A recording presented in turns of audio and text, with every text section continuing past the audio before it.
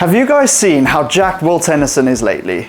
Well, in this video, we're going to find out how he's doing it. And even more importantly, I'm going to show you how you can add these elements to your own training. Will's training involves a 5-day split: upper body, lower body and arms, upper body, lower body and arms, and upper body. Now, Will puts out entertaining content, but what he doesn't often put out is his training split. So I had to dig about to find it, but I found it on Dr. Mike's channel. So if you want to check that video, go check the channel out after this. Alright, so we'll get straight into it. On day one, starting off with a Smith machine incline bench press. Not much I can say about this other than we do 3 sets of 8 to 12 so you can load up the weights a little bit. All of you Smith machine haters out there, please stop. It definitely can build muscle and it's a lot safer than dropping the bar on your neck. Next up, we're on to the king of the back exercise with the weighted pull-ups. Now, this is a great exercise, and if you can't do them, jump on the assisted, but what Will does is he does 2 sets of 8 to 10 reps and then drops 1 back down set using the assisted pull-up, but I didn't have an assisted pull-up machine, so I just did body weight, which will still count as a back down set. From there, we straight onto the machine chest press at 12 to 15 rep range. 3 sets. Now, he didn't specify if it's incline or flat, so because he did incline pressing on the Smith machine, I went with a flat machine. So yeah, really good, not much I can say about that. Really good pump after this rep range. From there, we're onto the T-bar row. Now, I really like this exercise, and you can also do it how Jeff and Will do in their video with a massive stretch on it. I didn't do that like this because he didn't specify, so I did it normally. Again, 12 to 15 reps, really high rep range, really good for the pump. From there, we start the torture. So, full range of movement, lat raises. I know, right? That sounds bad as it is. And on top of that, he does it in the 10 to 20 rep range, but that's not too bad, right? Lightweights, fair enough. But he adds in the Myo-match. So what is it? Myo-matching is doing the first set, so you set your rep range of 10 to 20, you do your first set, and the number that you reach failure at is your target number for the next 2 sets. Now, because you're fatigued, you'll fall a couple reps short. So what you do is you put the weights down, you rest for 3 to 5 seconds, and you go at it again until you get that number. Often it can take 3 to 4 sets or 3 to 4 breaks just to get that number. This is absolute torture. I love it. Oh. Right. This might be my new form of favourite training. Oh my goodness. That's self-torture, straight up. If you do this, you don't like yourself, but you love the gains, so. Next up, we're on to the cable Y raise. So this is a really great exercise. Again, the same rep range, 10 to 20, 3 Myo-match sets. So again, self-torture, but I love it. This exercise is brilliant because when you're at the top of the rep, there's a lot of force trying to pull you forward and the lever length is long. So it really works your mid-traps too, works your rhomboids and all your spinal erectors just to hold you upright. Alright, so at the end of the video, after dissecting everything day by day, we're going to go through what was good, what was not so good, and what you can implement in your training to optimize it for gains. Alright, so on to the day I was most anticipating. Legs. Starting off quite relaxed with lying hamstring curls. Wrong. Starting off insane with lying hamstring curls. 3 sets of 10 to 20 reps, Myo-match. So yeah, at this point, I don't think I've ever felt my hamstrings burning that much. And to make it even better, we go into the knee extension next, which again, sounds quite chilled, except for the fact that we're doing the Myo-match set again. So yeah, the quads and hamstrings were absolutely fried, but I loved it. Next up, we're onto the single leg press. So yeah, really good for ironing out any imbalances, and high rep range again, 12 to 15 reps. What I've deduced from this is Will is definitely a pump chaser. From there, we're onto the hack squat. Now, because this is known as the knee breaker, I got some knee sleeves. I don't often train in, or often, I've never trained in knee sleeves, but we've all seen Will and he gets those things on really early on. So I thought I'd give it a try, and actually I like them and they're staying in the bag. So we've got 2 sets of 8 to 12, so slightly more moderate rep range on the hack squat. Alright, that's it for legs, brilliant, except for the fact that now we're doing arms, which is awesome. So straight onto the spider curl, really good for hitting the short head of the biceps, arm out in front of you, fantastic exercise, quite relaxed. Again, not relaxed because it's 3 sets of 10 to 20 Myo-match. And out of all the exercises the whole week, this was the one that burnt the most. I think in my last set, I ended up having to break it into like 6 mini sets because I could only do 1 rep at a time. My arms honestly felt like they were going to explode. Following that, we've got a cable curl, which is pretty standard, except for we are supersetting that with a skull crusher. 2 sets heavy, so I did the 8 to 10 rep range, and 1 set lighter, so I went for the 15 rep range. Brilliant superset, nothing more to add there. So day 3, upper body, and this is where I started to run into problems. So when I woke up in the morning, I gave the pecs a bounce and they were still a bit sore. So I was worried for this one because we're starting off with Smith machine flat bench. So I had to drop my weight a little bit, but that's okay. We were still in a moderate rep range of 10 to 12 reps for 3 sets. From there, we're going on to one of my old school favorite exercises. I haven't done this in the past 4 years, which is a seal row. Now, Will said his gym had a straight bar, so he clunked on the bench. Luckily, where I am, I've got that bend in the bar, so you can get a really good squeeze right at the end of the range. And we're going for 3 sets of 12 to 15 reps. Next up, we're on to the exercise I was most fearful for when I first looked at the program, and that's the dip. So because of my AC joint dislocation, dips have been the hardest thing to get back, and I've only got them back roughly 2-3 weeks ago.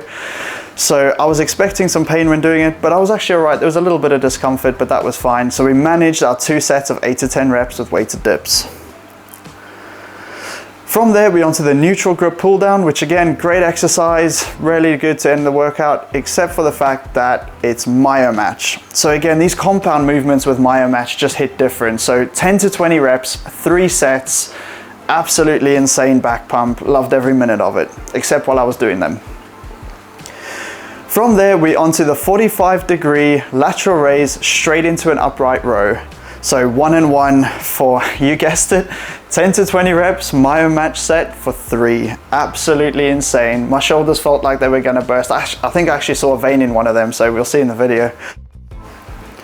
From there, we're on to Jeff from Athleanex's favorite exercise, but small secret, they all physios' favorite exercise, the face pull. And why? Because they get the rear delt and they get the rotator cuff. If you say rotator cuff to a physio, they just have the biggest smile on their face, trust me. And this one we do 3 to 4 sets straight to failure. Now Will says he does fail between the 20 and 25 rep range, so that's what I did. And yeah, again, insane pump, really good to hit that higher rep range once you're fatigued and the muscles are fatigued slightly at the end of the workout. Alright, so on to day 4 and we're hitting legs and arms again. And I ran into the same problem I had when I did day 3. Now, my legs were already shattered and hamstrings are one of the muscles that take the longest to recover. And sadly, we start off on the seated hamstring curl with 3 sets of 10 to 20 Myo-match. So you can imagine my weights were slightly down compared to what I would have liked to hit, but nevertheless, the stimulus was insane. So yeah, I can't complain too much. From there, we're onto the leg press. Now this one we can load up a little bit more because we're doing 3 sets of 8 to 10. Not much I can say about the leg press. And from there, we're doing 2 sets of 8 to 12 on the Smith machine squat. Now, if you've watched any of my previous videos, I'm not the biggest fan of the Smith machine squat for my anatomy. And that's because it puts pressure on the lower back, it puts pressure on the hips. Now, to make that work for you, and to be honest, it is for most people's anatomy. Now, there's an easy fix to make it work for you. All you do is you put a wedge under the heel, be it a plate, be it, I use the box, because we've got small boxes that feel really great. And if you do that, you'll be able to get a lot more depth, therefore putting more stretch on the quads, and therefore getting more gains. And now I can tell Will's also fatigued because that's all he does for legs, 3 exercises. And then we're onto the arms. So starting off with an easy bar bicep curl. 3 sets, you guessed it, 10 to 20 reps, Myo-match sets. This will make your arms explode.